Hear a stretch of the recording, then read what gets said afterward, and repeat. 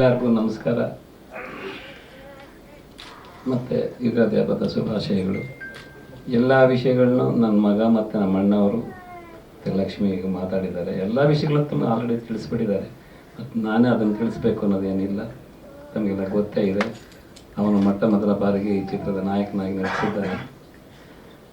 ಅವನಿಗೆ ತಮ್ಮ ಎಲ್ಲರ ಕೃಪೆ ಆಶೀರ್ವಾದ ಅವನ ಮೇಲೆ ಇರಲೇಬೇಕು.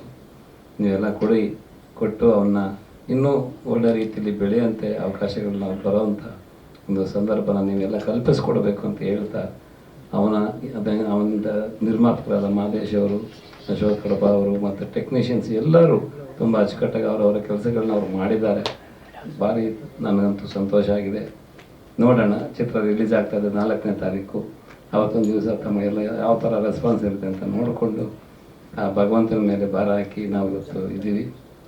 ಎಲ್ಲ ಒಳ್ಳೆಯದಾಗಲಿ, ತಮ್ಮಿಂದನೂ ಕೂಡ ಎಲ್ಲ ಥರದ ಪ್ರಶಂಸೆಗಳು ಅವನಿಗೆ ಬರಲಿ, ಒಳ್ಳೆಯದಾಗಲಿ ಅಂತ ಹೇಳ್ತಾ ಈ ಚಿತ್ರದಲ್ಲಿರ್ತಕ್ಕಂಥ ಪ್ರತಿಯೊಬ್ಬರಿಗೂ, ನಟ ನಟಿಯರಿಗೂ ಮತ್ತು ನಮ್ಮ ಅಣ್ಣವ್ರು ಹೇಳ್ದಂಗೆ ಸುನಾಥ್ ರಾಜ್ ಇಲ್ಲೇ ಇದ್ದಾರೆ. ಅವರು ಯಾರು ಬೇರೆ ಅಲ್ಲ, ಅವರು ನಮ್ಮ ಬ್ರದರನ್ನೇ.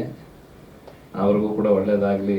ಹೀರೋಯಿನ್ ಕೂಡ ಇಲ್ಲೇ ಇದ್ದಾರೆ, ಅವ್ರಿಗೂ ಎಲ್ಲ ಒಳ್ಳೆಯದಾಗಲಿ. ಎಲ್ಲ ನಟರಿಗೆ ಒಳ್ಳೆಯದಾಗಲಿ, ಟೆಕ್ನಿಷಿಯನ್ಸ್ಗೂ ಒಳ್ಳೆಯದಾಗಲಿ, ಮತ್ತು ಚಿತ್ರಕ್ಕೂ ತುಂಬ ಒಳ್ಳೆಯದಾಗಲಿ ಅಂತ ಹೇಳ್ಕೊಂಡು ನಿರ್ಮಾಪಕರಿಗೂ ನಿರ್ದೇಶಕರಿಗೂ ಮತ್ತೊಮ್ಮೆ ನನ್ನ ಕೃತಜ್ಞತೆಗಳನ್ನು ಸಲ್ಲಿಸಿ ನಿಮಗೂ ನನ್ನ ಸವಿನಯ ಕೃತಜ್ಞತೆಗಳನ್ನು ಸಲ್ಲಿಸ್ತಾ ಇದ್ದೀನಿ. ಜೈ Karnataka. Thank you sir. So ಈಗ ನಮ್ಮ ಚಿತ್ರದ ನಾಯಕಿ ತನುಶ್ರೀ